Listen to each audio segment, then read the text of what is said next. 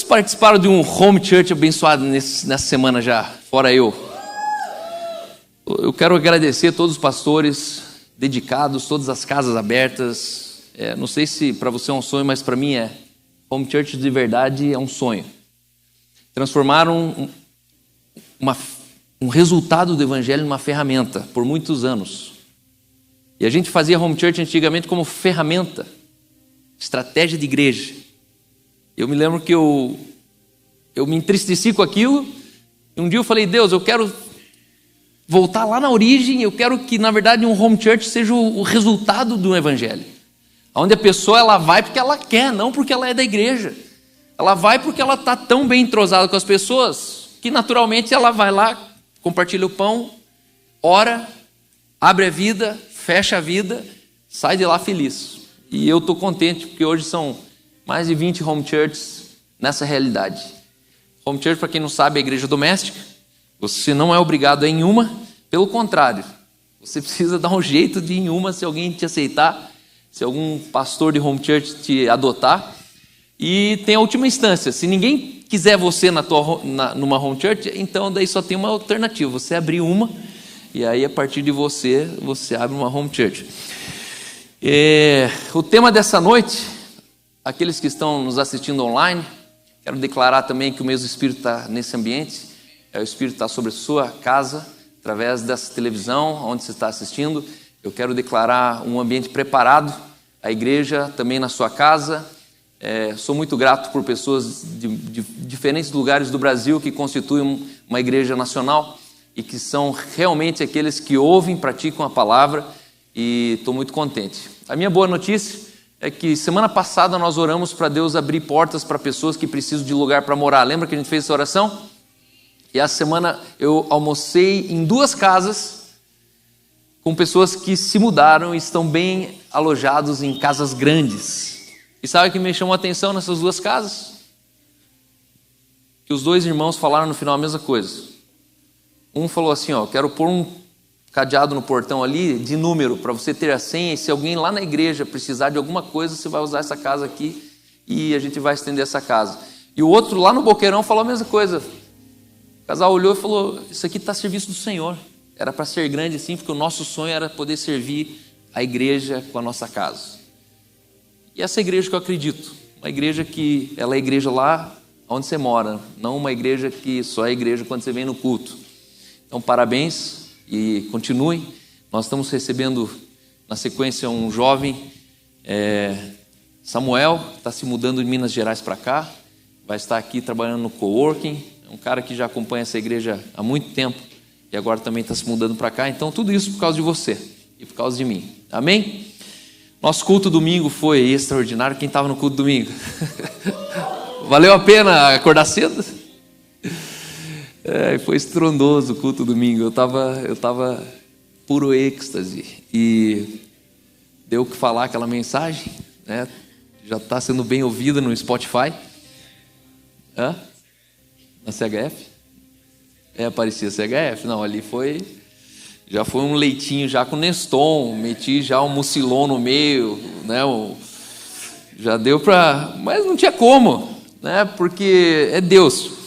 E nessa noite eu quero falar sobre quando você cresce, todo mundo ganha. Diz assim comigo, quando eu cresço, todo mundo ganha, sem eu ter dado nada. Se você trouxe sua Bíblia, quem traz Bíblia de papel aí? Levanta, quero ver. Tem alguém que traz ainda Bíblia de papel? Fora eu? A Sheila? Quero te encorajar uma coisa. Na quarta-feira à noite é um culto que vai valer a pena você trazer uma Bíblia, trazer um notebook, trazer um caderno, trazer uma agenda, trazer papel, trazer caneta, porque esse culto ele é separado para um culto que a gente vai entrar sempre em assuntos que exigem talvez anotações. Mas, cara, o que eu faço com essas anotações? Sei lá, pega elas e transforma numa pregação para pregar em algum canto, dar uma devocional. Mas anotar é a arte de você aprender fazendo. Quando você anota, você está de novo lembrando do teu cérebro o que ele falou, aonde estava escrito. E eu quero te encorajar. No cinema não vale a pena, porque é 25 minutos, é tiro e queda. A gente evita até de ficar abrindo a Bíblia para perder tempo, então a gente projeta. Mas aqui na quarta noite, nosso objetivo é sempre a gente abrir a Escritura, se debruçar nela, ir num ritmo mais devagar, ir mais longe. Tipo a minha corrida de ontem de 23 quilômetros, que se você apurar, você fica no caminho. Então você tem que ir cada vez mais devagar. Eu vou diminuir porque eu preciso ir mais longe. E esse culto nessa noite tem propósito. A pregação aqui ela é separada 1 hora para essa pregação. E eu oro para que essa 1 hora seja muito gostosa para você. Mas você trouxe seu celular, seu aplicativo? Eu quero te desafiar nessa noite a você fechar os olhos. E se puder, hoje a gente não vai repetir, a gente vai falar junto. Vamos ver quem já consegue sair junto aí? Então vamos lá? Essa é minha Bíblia. Eu sou o que ela diz que eu sou. Eu tenho o que ela diz que eu tenho. Eu posso o que ela diz que eu posso. Eu serei ensinado na palavra de Deus. Eu humildemente confesso que minha mente está alerta, meu coração está receptivo, eu estou prestes a receber a incorruptível, a indestrutível, a semente eterna da palavra de Deus. Eu jamais serei o mesmo. Nunca, nunca, nunca. Eu jamais serei o mesmo. Aleluia. Aleluia. Ó, saiu, hein? Glória a Deus. Confesso que eu dei uma abridinha aqui, ó. Mas estou quase lá. O tópico dessa noite é vencendo a estagnação. Vencendo a estagnação. Todo ser humano, um dia ele para de crescer, já percebeu? Salvo algumas exceções, a ciência diz que 2 coisas não param de crescer, quem sabe? O desespero de alguns. Orelha e nariz não param de crescer. Mas o fato é que todo ser humano, ele para de crescer. Se você não crescer, é deficiente. Se você crescer demais, é deficiente. E a pergunta é, então, mas quando que é normal, então, parar de crescer? E aí, crescimento é uma coisa interessante, porque quando você é pequeno, você cresce para cima, para os lados, mas não cresce para dentro. Porque você é pequeno, você é criança. Criança não cresce por dentro. Criança primeiro cresce por fora, o cérebro é formado. Quando você termina de crescer por fora, aí você nunca mais para de crescer por dentro. Esse é o paradoxo entre a sabedoria e a força. A Bíblia diz, jovens, eu vos escolhi porque vocês são fortes. Por isso que uma igreja com jovem, ela arrebenta. Só que o que sustenta uma igreja forte não são os jovens, sabia disso? São os velhos. Porque o que sustenta uma igreja forte é a sabedoria. Pode perceber, é o velho que paga a conta. Você tem uma igreja de jovem, coitado do pastor que tem uma igreja cheia de jovem. É perrengue todo dia, porque jovem não tem dinheiro. Eu vim de uma igreja onde os jovens eles arregaçavam, mas quem pagava a conta era meia dúzia de velho milionário. Era dono da igreja e tal, construindo um templo de 7 milhões. E aí a gente ficava até com vergonha, assim, porque os jovens eram bam, até falar dinheiro. Falar dinheiro a gente encolhia igual pintinho. Fazia de coisa que não era com a gente, tipo... e aqueles tiozinho que... vocês velhos aí só reclamam do som, da iluminação. Num culto desse eles já estariam bravos. E aqui é o paradoxo entre a força e a sabedoria. Ora na tua vida você precisa de força e ora da tua vida você vai depender de sabedoria. E o valor fundamental dessa noite, em cima do tópico vencendo a estagnação, é que líderes costumam usar problemas que não existem para justificar e esconder a estagnação pelo qual eles estão presos. Eu e você, quando nós crescemos na vida, enquanto você cresce, você flui naturalmente nos assuntos. Mas o dia que em algum aspecto você para de crescer e você começa a se estagnar, por alguma razão, a tua tendência vai ser que você vai começar a usar problemas que não existem, criar problemas que não existem para você justificar e esconder uma estagnação que você não quer que ninguém perceba. Conhece uma pessoa assim? Ela sempre fala dos problemas dela, mas na verdade, no fundo, ela está estagnando porque ela parou de crescer. Ela alcançou um platô. Se você puder, abra Marcos 9, 33. Marcos capítulo 9, versículo 33. E hoje eu quero falar sobre a glória do crescimento. Quando você cresce, todos ganham. Isso eu parafraseei de uma conferência de liderança, onde o chavão da conferência é quando um líder cresce, todos ganham. Mas hoje eu queria fazer uma aplicação não só para a liderança, mas principalmente para a tua vida pessoal. Marcos capítulo 9, versículo 33. O texto diz assim: tendo eles partido para Cafarnaum, e estando ele em casa, interrogou os discípulos: o que vocês estavam conversando pelo caminho? Mas eles ficaram em silêncio, porque pelo caminho haviam discutido entre si qual era o maior. E ele, se assentando, chamou os 12 e lhes disse: se alguém quer ser o primeiro, seja o último, servo de todos. E ele, se assentando, chamou os 12 e lhes disse: se alguém quer ser o primeiro, que seja o último e servo de todos. Em outro momento ele disse: se alguém quer ser o maior entre vós, que vocês sirvam a todos. Imagine você tendo uma pauta de conversa com alguém e de repente Jesus ganha a cena e fala: vocês estavam de fofoquinha. Aí você chega e Jesus fala: viu, o que vocês estavam conversando ali? E aí você tem tanta vergonha da conversa que você estava tendo, que você não tem coragem de responder para Jesus o que estava conversando. A Bíblia diz que os discípulos, eles ficaram quietos, eles foram franguinho, eles não tiveram a cara de pau de confessar que eles estavam discutindo quem no reino de Deus ia ser o maior. Só que Jesus ganhou a cena e falou: vocês estão com a cabeça no lugar errado, vocês estão pensando naquilo que não faz sentido. Essa semana eu estava num lugar, numa concorrência da mini fazenda Vitimarzu, chamado Área Verde. Comemos no restaurante, aí tem um mini golfe ali, tem um espaço externo. E quando a gente saiu para o espaço externo, um jovem me encontrou e falou: e aí, Cal, beleza? Né, truncadinho assim, fortinho, foninho no ouvido, radinho do lado. Falei: beleza. Ele falou: duvido que você sabe quem eu sou. Eu falei: não sei, mais ou menos, né? Para não mentir, mais ou menos. Aí ele falou: sou o Lohan. Eu falei: não, que sou o Lohan. Eu sou o Lohan, irmão da fulana e não sei o quê. Cara, que bom te encontrar aqui, cara. Esse cara era uma criança desse tamanho, como essas que vieram aqui à frente, cujos pais chegavam com fusquinha sem assoalho na igreja. Aquele fusquinha fazendo barulho, destoava com o Porsche, com o Golf, com todos os outros carros do estacionamento.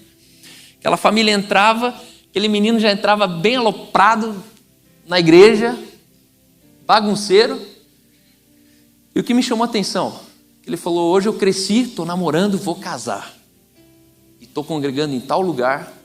E eu quero te dizer que a tua vida me influenciou. Porque eu era pequenininho, você me jogava na piscina, você falava comigo, e eu só lembro daquela igreja que era você com o teu cabelo, o violão, e você tocando terror todo domingo no culto cantando. A maior influência daquela igreja sempre foi você na minha cabeça. E ali eu cresci querendo ser igual você. E hoje eu estou aqui trabalhando e queria te agradecer, porque você me inspirou na vida. Ele não sabe quem eu era. Eu era aquele jovem de 18 anos, 20 anos, vindo do boqueirão, a igreja tentando me segurar de algum jeito, porque eu era polêmico, eu era intrometido, eu era metido, eu era estúpido, eu era religioso, eu era... Vocês não têm noção do que eu era. Eu era um cara difícil. Hoje eu já consigo me fazer mais fácil para você.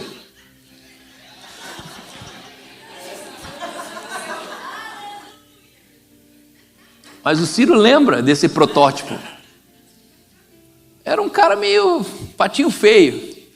Esses dias alguém viu uma foto minha e falou... A mãe da pessoa falou assim, minha filha, mas o Cal melhorou mesmo, hein? A Aline continuou bonita, mas ele era feinho. É que ela não me viu pessoalmente ainda. Na foto a gente se arruma para a foto, imagine. Mas aí eu fiquei pensando, né? O quanto eu afetei uma vida de alguém sem eu ter consciência que alguém usou a minha vida como trilho, usou a minha vida como parâmetro. E onde eu quero começar a dor dessa noite? A dor dessa noite é porque eu encontro muitas pessoas que têm uma expectativa em mim, dizendo, Cal, conte comigo. Cal, quero ajudar lá, viu? Viu, me chama, Cal. Cal, quero estar junto. Cal, e não sei o quê. E eu, honestamente, quando a pessoa está falando, eu já penso assim, ixi, mais um que eu vou esquecer pelo caminho, nem vou lembrar que ela falou isso aí, porque é tanta gente que fala isso aí, que eu não sei o que fazer com as pessoas. E aí eu confesso que meses e meses eu venho pensando como que eu faço para fazer as pessoas se encontrarem num lugar certo, no ministério certo, servindo no lugar certo. Ontem estava na casa da Jana e do César, e eles falaram assim, e aí, qual que é a tua expectativa para nós? Eu falei, a minha expectativa é que vocês se sintam no melhor lugar que vocês poderiam se sentir na igreja. Só que esse lugar só você pode encontrar, só você pode... Eu não posso te pôr num lugar e sentir por você que lá é bom para você. Outra pessoa me encontrou e falou, Cal, eu quero servir mais na igreja. E aqui que surgiu essa pregação. Parte dela, Deus falou comigo, inclusive nessa manhã. Uma cultura de liderança verdadeira, ela não se constrói em cima de carisma, ela não se constrói em cima de um dom de liderança, mas ela se constrói numa cultura de serviço. Uma cultura de liderança, e aqui eu estou falando de pessoas que querem servir, que querem crescer, pessoas que querem ser relevantes, que querem ter ministério, e eu acredito que é 90% de vocês. Você gostaria de ser mais útil na vida das pessoas. Só que às vezes a gente está correndo atrás de alguém para que alguém me mostre um caminho para como eu faço para ser mais útil na vida de alguém. E esse caminho gera muita frustração, por quê? Porque ninguém vai conseguir fazer você ser relevante para alguém se você não conseguiu. Se você não conseguiu ser relevante, se o Tony não conseguiu ser relevante na vida do Felipe, não sou eu que vou conseguir o Tony fazer isso, que nem ele conseguiu, ele que é o Tony. E tudo começa quando a gente tenta ajudar o outro numa coisa que eu não sou, numa coisa que eu não tenho. Uma cultura verdadeira de liderança não se constrói com carisma. Calma, mas você é assim porque você fala bem. Não é. Calma, você é assim porque você tem um dom de liderança. Você é um apóstolo. Não é.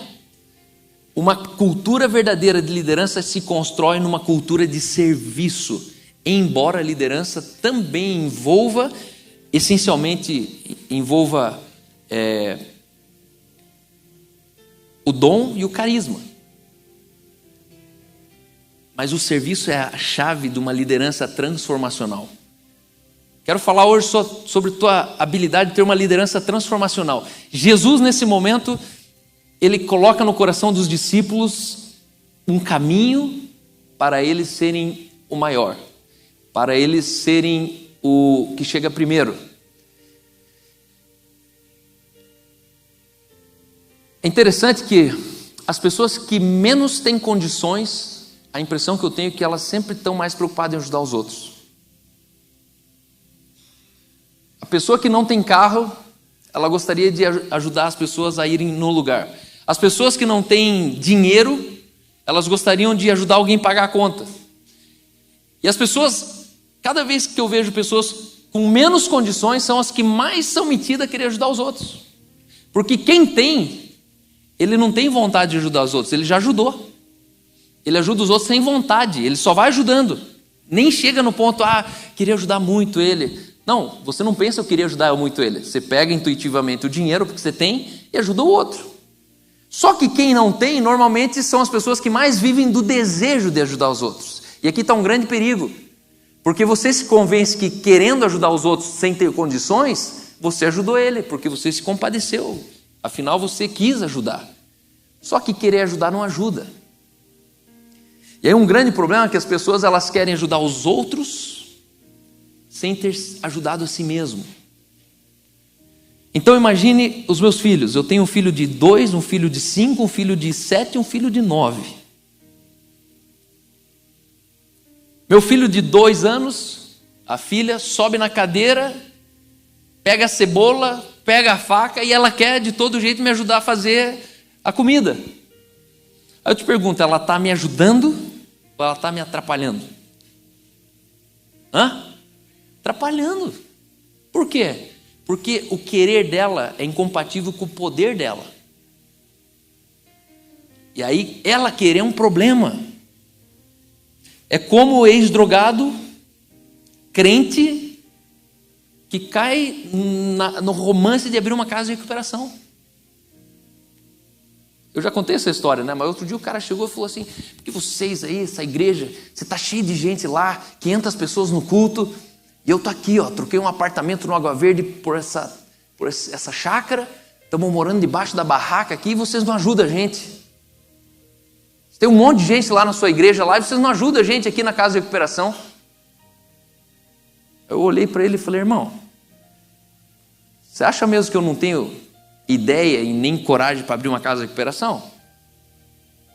Claro que eu tenho, mas por que eu não abri e você abriu? Porque eu não abri, porque eu não tenho coragem de sustentar uma casa de recuperação. E agora, bem-vindo à vida. Você abriu, agora aguente.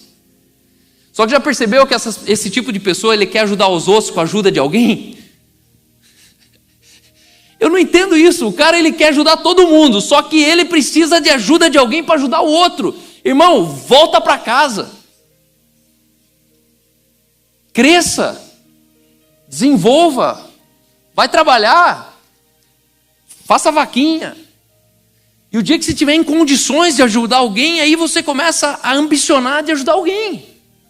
Só que já percebeu que ajudar os outros é mais fácil do que você ajudar a si mesmo? Mudar o outro é muito mais fácil do que você mudar a você mesmo? Exortar o outro é muito mais fácil de exortar o outro do que você mesmo? E aí eu percebo que a gente está sempre orientado no outro. Eu quero tentar me destacar no outro. Só que na verdade, se você quisesse afetar o outro, você deveria focar primeiro no eu. E não é ser egoísta. É você ser aquele menino que eu era. E aí eu vou te confessar, por que aquele menino me via cantando e pregando? E falava assim: eu só lembro de você naquela igreja. Você era a maior influência daquela igreja. Porque eu lembro que naquela época eu queria fazer de tudo para mudar quem eu era. Eu queria ser um grande pregador já com 20 anos. Eu queria ter uma igreja com 20 anos. Eu queria viver para Jesus aos 20 anos. Eu me lembro que ali eu estava numa das maiores construções da minha vida, ou melhor, desconstruções. Eu tive que desconstruir o que eu aprendi numa casa e reaprender socialmente o que eu não fui ensinado fora da casa. Eu era uma pessoa antissocial. Dos meus 4 aos 17 anos, a minha única referência fora daquela chácara era mercado e escola, só. Eu não ia para a igreja, eu não ia para teatro, eu não ia para shopping, eu não ia para loja, eu não ia para lugar nenhum. Eu ia para um lugar só, escola e mercado. Convivendo com 40 pessoas. Tá bom esse som aqui? Ou só para mim que não tá?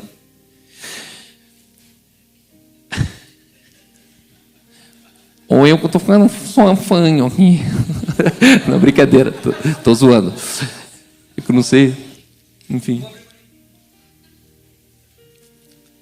Só que eu percebi o quanto eu tentava ajudar na igreja, e hoje eu olho para trás e percebo um pastor tentando falar: cara, primeiro se ajude, porque do teu jeito você está atrapalhando a igreja.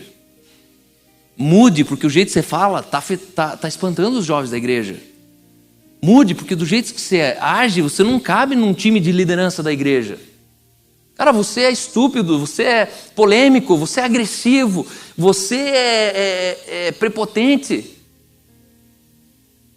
Aí naquela época você rebate, né? Você fala: é que você, que não sei o que e tal. Mas hoje eu olho para trás e falo: eu entendi agora o que ele estava falando. Eu crescer era ajudar os outros, porque as pessoas sofriam menos comigo. E eu acredito que nós precisamos entender que, à medida que você cresce, é à medida que a cebola ela começa a ser descascada na cozinha sem eu pedir ajuda. Hoje a Mel, ela faz algumas tarefas de casa onde ela intuitivamente percebe que ali é um trabalho em time e que se alguém pôs a mesa, naturalmente ela precisa fazer parte de tirar a mesa. Só que a pergunta é, ela pergunta se precisa de ajuda? Não. Porque ela sabe ajudar. Então, quando ela sabe ajudar, quem sabe ajudar não pergunta se precisa de ajuda. E assim que eu vejo no ministério, o caminho para você encontrar um lugar no seu ministério é você crescendo a ponto de intuitivamente você ser um ministério para alguém. Intuitivamente as pessoas começam a se alimentar de você. Intuitivamente as pessoas começam a se vestir como você. Intuitivamente as pessoas começam a colocar o boné que você coloca, começa a usar o modelo de sapato que você usa. É uma das evidências. É difícil você liderar alguém que nunca quer ser igual a você, sabia disso? E eu percebo que muitas vezes a gente está esperando que as pessoas liderem a gente, mas as pessoas nunca, se você fosse honesto, perguntasse, ei, você gostaria de viver a minha vida no meu lugar? Talvez a resposta da maioria seria não. Eu não, você está louco? E aí perceba, as pessoas normalmente elas te seguem por essas razões. Elas querem chegar num resultado que você chegou. Se é nas finanças, elas começam a seguir nas finanças. Opa, esse cara aqui sabe de dinheiro. Essa pessoa aqui sabe de família. Essa pessoa aqui sabe de arte, de música. Essa pessoa aqui manja muito de café. Por quê? Porque ela começa a querer se aloprar com café igual o cara se aloprando ali, o barista. E aí a pergunta é, quantas pessoas querem ser igual a mim? Esse é o teu tamanho. O nosso tamanho é a nossa honestidade em relação às pessoas que em volta de você gostariam de, no mínimo, ser parecido com você. É muito complicado quando você precisa liderar alguém e essa pessoa, ela não quer ser nada igual a você. Ela não gosta do jeito que você fala, ela não gosta do jeito que você veste, ela não gosta do jeito que você trata os outros, ela não gosta do jeito que você dá bom dia. Irmão, essa pessoa não precisa ser liderada por você, deixa para alguém outro. Só que existe uma multidão que gostaria muito de ser igual a você. Ela ama você, ela gosta do jeito que você posta, ela gosta do jeito que você trata na maternidade, ela gosta do jeito que você dá bom dia no microfone. Por quê? Fala a verdade. Se você não está copiando alguém aqui dentro, você está copiando alguém lá fora. Mas a verdade honesta é que todos nós estamos copiando alguém. Nós temos referência naquilo que a gente não cresceu ainda. Quando você cresceu, talvez naturalmente você para de copiar, porque você se tornou o que você copiou. E hoje eu quero falar de crescimento, no sentido de você entender que crescer é um desafio. Crescer não é natural. Ou melhor, crescer para sempre não é normal. É natural que todo mundo cresce e de repente, pum, já sou o que meu pai diz que eu sou, eu já sou o que a minha carreira diz que eu sou, eu já sou o que minha idade diz que eu sou. Mas a verdade é que a gente nunca deveria parar de crescer, nunca, nunca. Semana passada eu compartilhei com alguns alunos do Lidera. Sabe qual que é um dos nossos grandes problemas? Que a vida desenhou a gente para sempre sair de posição de aluno para ser professor, sempre.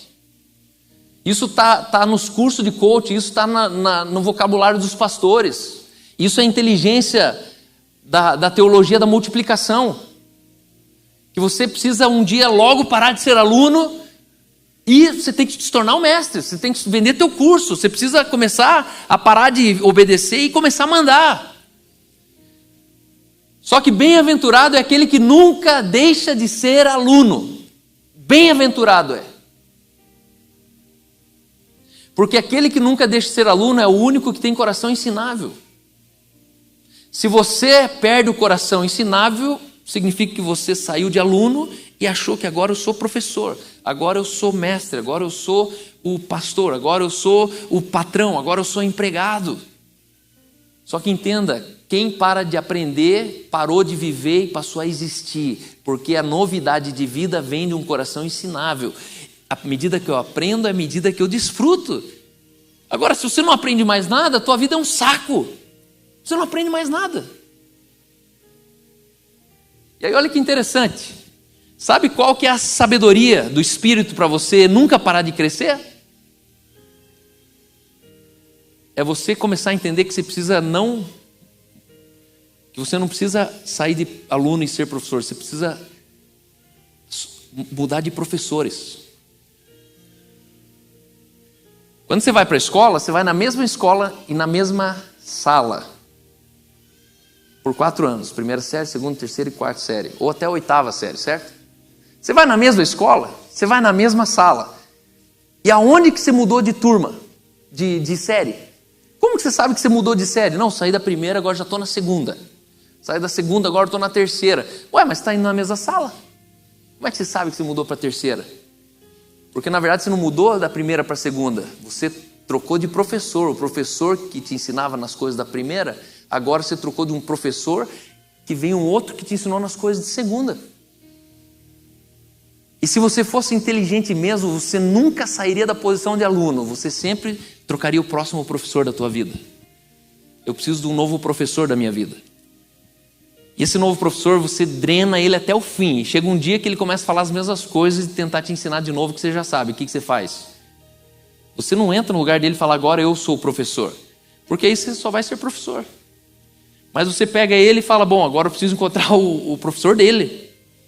Aí eu vou para o professor dele. Aí eu vou para o professor do outro professor. Porque você alcançou a estatura do professor. E aí não caia na besteira de você pensar que você agora é mestre, que você também é professor. Entra na humildade de falar, quem que é o meu próximo professor da vida? Quem que é o próximo nessa década, meu próximo mentor, meu próximo pastor? Crescimento pessoal, ele gera 3 coisas. Quando você for crescer, você vai tropeçar em 3 coisas. Por isso que a gente entra em estagnação. Em primeiro lugar, crescimento pessoal gera transição. Segundo, gera mobilidade, flexibilidade. E terceiro, gera tensões. Por isso que as pessoas correm de crescer. Crescimento gera tensão. Um líder com cultura de serviço não necessita de uma função ou de posição. Quando você sai da imaturidade e chega no lugar da maturidade, é quando você descobre que não é mais a tua função e nem a tua posição que te assegura naquilo que você é, mas a sua missão de vida que te assegura no que você é. As pessoas, elas estão mais agarradas numa função, no trabalho, na carreira, numa função dentro da igreja, numa posição dentro da igreja, do que agarrada na missão de vida que ela tem. E aí qual que é o problema? Que o dia que a vida ela questionar a tua posição, você vai perder a posição e se sentir vulnerável. Porque agora o que eu faço sem a posição? Conhece pastor assim? Antigamente os pastores eram muito assim. Eles eram tão agarrados naquilo, que o dia que tirava aquilo, ele se sentia frustrado. Só quando você tem um senso de missão, que você entende quem eu sou, porque eu existo, aonde Deus me plantou, aí você começa a sempre mudar naturalmente de função, porque você sabe que você não vai perder a tua missão. A minha posição nessa igreja, hoje como pastor, qualquer um de vocês pode assumir. Mas a minha missão de vida ninguém aqui vai assumir, nem querendo. A minha função nessa igreja hoje, se eu cair, adoecer, muitos de vocês aqui têm competência para assumir a minha função aqui e tocar o barco para frente. Ele vai mudar um pouco a cara dele, a cor dele. Só que talvez seja uma pessoa que venha com mais sucesso e alcance mais resultado do que eu em 10 anos. Só que eu sou insubstituível na minha missão, ele não consegue ser eu. Ele não vai assumir essa igreja aqui com a missão que eu carrego na minha vida. E crescimento é o estágio que você chega, que você entende agora por quem eu sou, para que eu existo. A Bíblia chama isso de vocação. Qual que é a minha vocação? Eu nasci para isso, foi Deus que me ungiu para isso. E como vocacionado, eu ocupo posições, eu ocupo funções. E se eu sair dessa igreja, eu chego na outra igreja e encontro uma outra função. Mas a minha missão é a mesma, foi comigo para a igreja. 3 coisas que o crescimento pessoal gera. Em primeiro lugar, a transição. Você sabia que a indisposição, a transição, ela mata o crescimento? Pessoas que têm indisposição a transições, e aqui cada um de nós, a gente tem sempre uma área da vida que a gente não quer transicionar, porque a gente se agarra em circunstâncias que a gente chama de zona de conforto. E aí a gente aprendeu numa escola que falou, para que mexer no time que está ganhando? Só que nenhum time que está ganhando consegue jogar o campeonato inteiro sozinho. Mesmo que ele ganhe um jogo, no próximo jogo ele precisa de substituto. Até o fim do campeonato está todo mundo arrebentado. O crescimento ele provoca transições. Qual que é uma das fases talvez mais delicadas da humanidade, dentro da vida de um ser humano? Qual que é a fase talvez mais crítica socialmente falando? Alguém sabe? A fase que a gente conhece, mal falada? Adolescência. Por quê? Por que será que a adolescência ela já ganhou um estigma que é a aborrecência? Que é a fase difícil, que é a fase que os filhos não são fáceis, que é a fase... Não. A gente precisa mudar a ótica e entender que é a fase onde o crescimento está provocando uma transição. E que essa transição é boa. E que se você resistir a essa transição, você vai ter um filho problemático dentro da tua casa. O crescimento, ele provoca transições. Essa igreja aqui, crescendo, ela vai te empurrar do teu lugar. Em algum lugar você vai ter que transicionar. E aí imagina que você está bem embarcado hoje aqui, mas você não vai ficar para sempre nessa função que você está. Você não vai ficar para sempre nessa posição que você está. Por quê? Porque gera transições. Crescemos. Essa semana um cara me procurou, aí deu uma moral para ele. Aí na moral para ele, estou perto da tua casa aqui. Falei, azar, estou aqui no Barigui, fica aí perto da minha casa. Aí eu falei, fulano, 5 horas lá na igreja se quiser. Aí chegou aqui na igreja, ele, não, só posso 6 porque eu saio 6 do trabalho. Eu falei, 6:30 eu já não posso.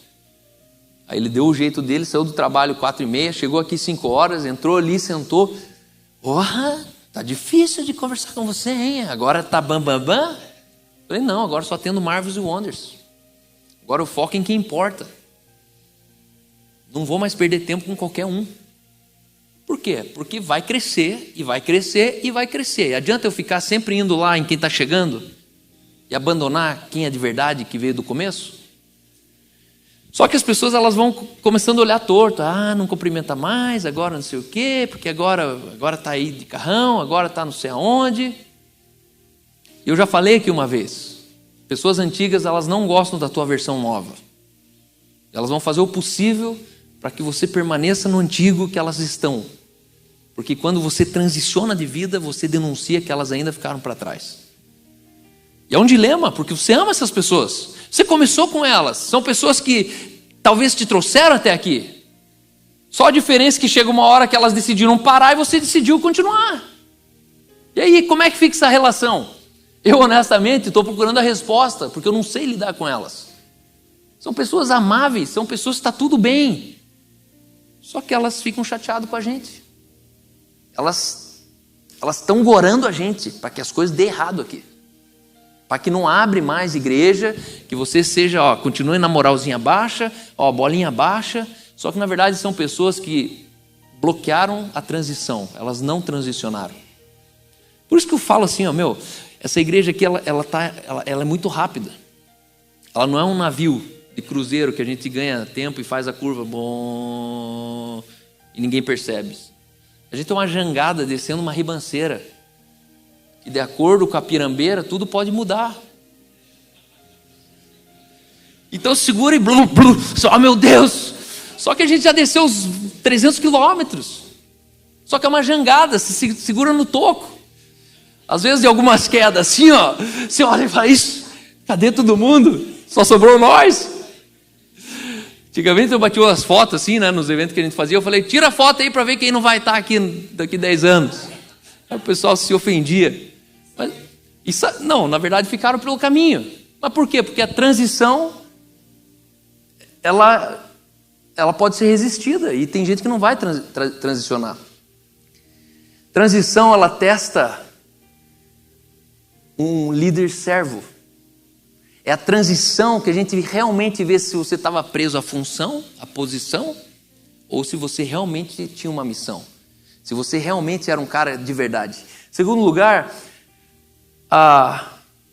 crescimento gera mobilidade. Estruturas engessadas, elas revelam ignorância quanto à missão. Quanto menos a gente sabe por que a gente existe como igreja, mais a gente vai ficar enrijecido naquilo que a gente se propôs como missão. E aí a gente se torna inflexível, aí a gente se torna obsoleto. Por quê? Porque a gente se tornou uma estrutura engessada, porque a gente conhece pouco da missão. Se eu tenho clareza da missão, a estratégia pode mudar todo dia. A estratégia deu errado, a gente rapidamente já vai para a próxima estratégia. Por quê? Porque a gente não perdeu a missão do coração. A gente sabe exatamente que a gente vai continuar fazendo as mesmas coisas, mudando aquilo que precisa ser ajustado. A mobilidade, ela é chave da agilidade. Pessoas encurtadas, elas correm menos. Pessoas encurtadas, elas correm mais devagar. Pessoas encurtadas, elas não conseguem alcançar o pé. Elas não conseguem subir na cadeira, elas não conseguem dançar, elas não conseguem se divertir. Por quê? Porque elas estão sem mobilidade. O nosso modelo de igreja aqui não é um modelo de igreja. Nós somos uma missão de igreja. Hoje a gente é uma missão de igreja. Calma, mas como que a visão só vai até 2025? Porque em 2025 a gente vai sentar e falar o que não faz sentido a gente continuar fazendo. E a gente vai desligar. Talvez uma das coisas deu o cinema, né? Desliga o cinema. E agora a gente não é mais igreja do cinema. O que a gente é? Aí tem que esperar o download. Não sei. Só que sabe, aquela coisa assim, Deus, a gente quer agilidade. A gente quer movimento, a gente quer deslocamento. Entenda que a ferramenta, ela muda baseado nos desafios envolvidos na missão. A missão, ela é um conjunto de desafios. Para cada desafio, você precisa de uma ferramenta. Imagine que você está consertando o motor do carro e chama a tua esposa e fala, amor, pega a ferramenta para mim. Ela chega com uma enxada. Aí você olha e fala, tá bom, obrigado. Deixa que eu vou lá. Por quê? Porque você não usa uma enxada para consertar o motor de um carro. Para cada tarefa da missão, a gente usa a ferramenta certa. Só que tem muito líder, tem muito pastor, tem muitas pessoas que estão agarrados no dom, na ferramenta, e agora usam a enxada para consertar o carro, a enxada para descascar cenoura, a enxada... Por quê? Porque você pensa que você é o teu dom. Você pensa que você é a ferramenta que Deus te colocou na mão. Só que entende que se você tem uma ferramenta, e agora você mudou de tarefa, você abandona aquela ferramenta e assume uma nova ferramenta, porque você tem mobilidade. A igreja sem mobilidade, ela perde capacidade de acompanhar o ritmo de Deus, sabia disso? Nessa manhã, Deus trouxe essa novidade no meu coração através do pregador. Deus tem um ritmo, e a nossa igreja pode estar fora desse ritmo de Deus. O pregador disse, eu sou um ótimo dançarino, todo mundo riu. Daí ele falou, só que é só na minha mente, meu corpo não acompanha. E assim que a gente é a igreja com Jesus. A cabeça dança pra caramba, mas o corpo está encurtado, o corpo não tem mobilidade, o corpo não tem capacidade. Todo o corpo precisa acompanhar a mente, senão a gente se torna um dançarino platônico. O dançarino, falando no dançarino, a gente merece uma salva de palmas, nosso dançarino, cadê ele? Tá lá na cafeteria o dançarino.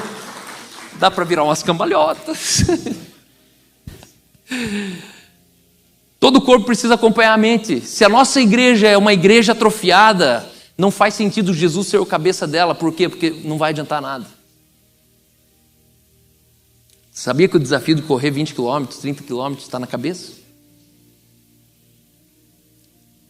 E E quando você consegue condicionar teu corpo para obedecer a cabeça, teu corpo vai embora. Vocês viram um maratonista que ele se propôs há 1 ano correr uma maratona por dia de 42 quilômetros. Todo dia o cara corre 42 quilômetros. Você viu? Você que mandou, né? Fantástico. Esse cara está falando, meu corpo obedece a minha cabeça. E você olha e fala, o ser humano ele é sem noção. Ele é sem... E em último lugar, que eu já acabou meu tempo, devia deixar para semana que vem, né? Tão boa que essa mensagem. Tá bom até aqui, né? Tá bom? Vamos terminar aqui. Não, tem mais, mas eu vou deixar para a próxima. Ô, rapidão. Que horas são? 9. Terceiro lugar, crescimento gera tensão. É muito difícil, porque hoje a gente... É que dar aula é mais fácil, entendeu? Da aula você chega e fala, então, ponto 1, ponto 2, e que se dane vocês. Mas pregação, você vê quando a pessoa está, não peguei, né? Quantos estão recebendo a mensagem hoje? Você vai crescer ou não? Se você crescer, a gente ganha. Se você crescer, você não vai perguntar mais no que você pode ajudar. De repente eu vou te olhar e falar, nossa, você tem um home church? Tenho, calma. Eu vou pensar, quem foi o louco que vai no seu home church? Porque a gente é preconceituoso. Só que entenda que atrás de você tem 1000. Atrás de você tem 10 mil. Se você é uma pessoa que não é digna de ser seguida, a gente desiste. A cidade está perdida. Aqui dentro estão os melhores líderes dessa cidade. Alguém que pode ser confiado, alguém que pode deixar a esposa. Essa semana eu escutei um pregador falando assim, aonde que a gente foi parar com a igreja? Eu sonho de ter uma igreja onde o dia que a minha esposa estiver doente e eu não puder acudir ela, um amigo meu venha dar um banho na minha esposa, sem desejar ela. Pô, aquilo lá me bateu forte.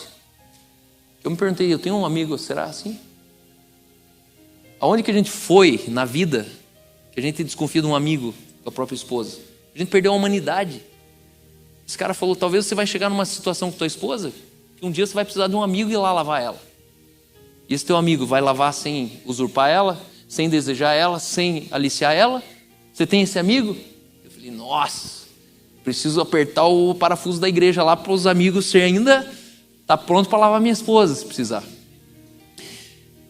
Tensão gera atração. Tensão gera atração. Quando você vai rebocar um carro, enquanto a corda não estica, o carro não desloca. Quem já puxou um carro aí? Você tem que puxar. Quando estica a corda, aí o carro começa a ter tração. E às vezes a gente tem medo da tensão. E aí, porque eu tenho medo da tensão, então eu ignoro o crescimento. Ignorar a tensão é você sabotar o crescimento. Quantas reuniões que nós temos, que nós deveríamos tocar em assuntos que a gente não toca, mas o dia que a gente tocar já é tarde. Quantas pessoas que a gente devia sentar, e aí tem o RH para isso? O RH é o ponto de tensão. Ei, por que você não comparece? Por que você não está à vontade? Por que você está se sentindo assim? Aí você vai falar, putz, eu odeio o RH da igreja. Aqueles caras ficam fazendo pergunta difícil. Só que não, a gente só quer te rebocar. Tirar você de um lugar que você parou. Segundo lugar, tensão, ela gera equilíbrio. Uma ponte estaiada, você pode perceber que tem cabos tensionados ali para suspender e suportar uma estrutura. Tem coisas que se você não esticar, não sustenta. E aí você precisa esticar. Quando esticou, o negócio entra no equilíbrio. Terceiro lugar, tensões geram suportes. Quantas coisas que a gente precisa colocar de suporte, mas para isso a gente precisa tensionar. Um cabo de aço, ele precisa ser tensionado numa medida que ele suporta uma estrutura. Crescimento gera tensões. Mude a tua perspectiva de tensões. Tem pessoas que estão cheias de medo de mim, sabia? Escutei essa semana, achei uma novidade. Só que eu não escutei de uma pessoa. Escutei de um, de outro. E eu sei que na verdade não é medo. Primeiro é respeito, segundo é temor, terceiro é reconhecimento. Só que eu quero dizer, deixa a nossa atenção ser legítima. Porque essa atenção, ela está suportando uma grande obra. Essa atenção, ela está suportando um combinado. Essa atenção, ela está suportando... Eu tenho tensões com o Helder direto. Minha relação com o Helder é uma tensão. Por quê? Porque tem muita coisa em cima do Helder. Tem um caminhão de gente em cima do Helder. E se eu não manter ele numa tensão, não tem crescimento. E crescimento, e crescimento, e crescimento. Só que a gente corre de tensão, por quê? Porque a gente foi abusado em tensões. A gente foi injustiçado com algumas tensões. A gente foi, talvez, ignorado em algumas tensões. Feriram a gente.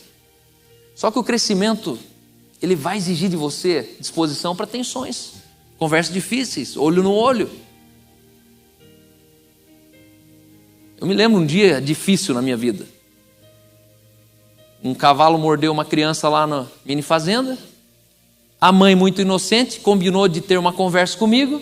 Eu lá fui tranquilão, né? Pô, um acidente, quero ver a criança, quero ver como é que foi. Quando cheguei no endereço, era um escritório de advocacia. Me sentaram na cadeira, 2 advogadas na minha frente, me aloprando, tentando tirar 30 mil reais de mim. E falando, não, a gente vai fechar o teu negócio, você vai preso, você vai não sei o quê, porque meu filho nunca mais não sei o quê, não sei o quê. Falei, cadê teu filho? Quero ver o dedo. Me mostra. Não, não interessa, isso aí não... Eu fiquei pianinho, olhando assim, dentro do olho, e elas não sabiam o que fazer. Falei, não, daqui vocês não vão tirar nada. Se quiser 10 mil, tá fechado. Elas queriam 30. 10 é minha obrigação. Pagar lá um... Porque não decepou o dedo, só magoou a cabecinha ali do dedo. A criança de 3 anos foi dar o capim e não tirou o dedo. Só que a mãe deixou a criança e foi lá no estacionamento no carro. Então, na verdade, a culpa não foi de ninguém. Foi naturalmente a criança dando comida para um cavalo que... E ela falava, meu filho deixou de ser perfeito, a família inteira é japonesa e está dizendo que o nosso filho não é perfeito, a culpa é minha, e eu preciso de 30 mil porque 20 é para ele ir na Disney, se divertir, 10 para mim me consolar. Eu falei, você está de brincadeira. Só que era muita tensão, porque se eu fosse um franguinho ali que não tivesse estrutura, teria dado o meu carro. Pensa, ela falando, não, vou fechar teu negócio, eu sou advogada, e estou aqui com a outra advogada, e a gente está aqui com a nossa não sei o quê. E eu, falei, vai fundo, minha filha. Estamos 3 anos lá, firme e forte, já subiu para 80 mil agora. Já ofereci 15 agora. Falei, então, já foi 80, pode mandar 15 para ela, se ela quiser. Mas não corra de tensão. Tensão, ela está dizendo que você está crescendo. 2 Timóteo 2,15, para finalizar, 2 Timóteo 2,15, essa é a conclusão. Esforça-te para te apresentar a Deus, diante de Deus, aprovado, como obreiro, que não tem do que se envergonhar.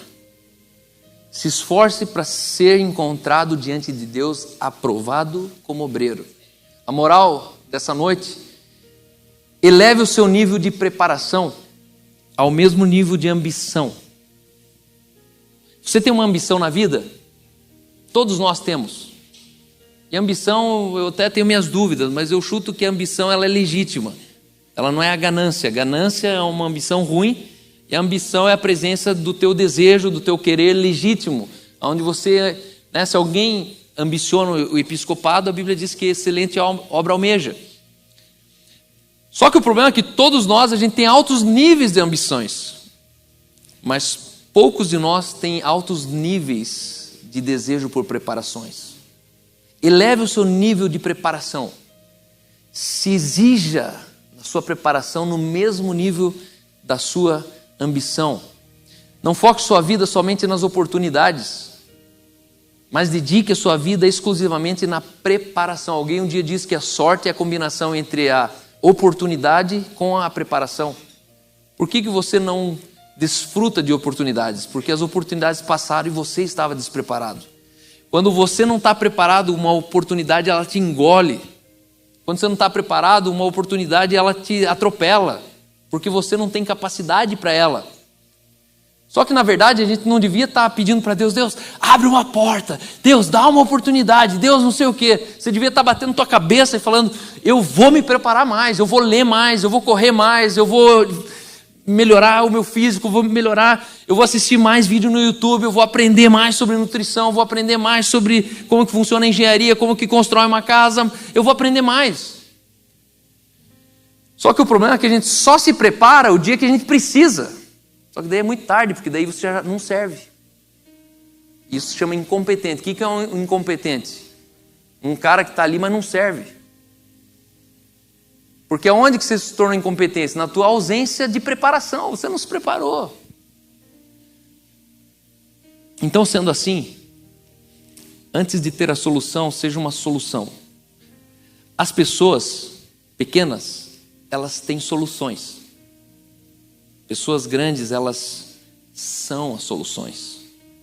A igreja é interessante porque todo mundo aqui tem diagnóstico. Cara, tinha que ser assim, tinha que ser assado, tinha que ter isso, tinha que ter aquilo. Aí essa pessoa está me chamando de idiota, sabe por quê? E se ela que é um espectador aqui na igreja consegue enxergar tudo isso, você acha mesmo que eu não sei disso? A diferença é que eu sei e estou pensando um jeito de resolver isso. A pessoa, a diferença é que ela não sabe e ela está fazendo de conta como se soubesse alguma coisa grande, extraordinária. Às vezes dá nos nervos isso. Porque como que você,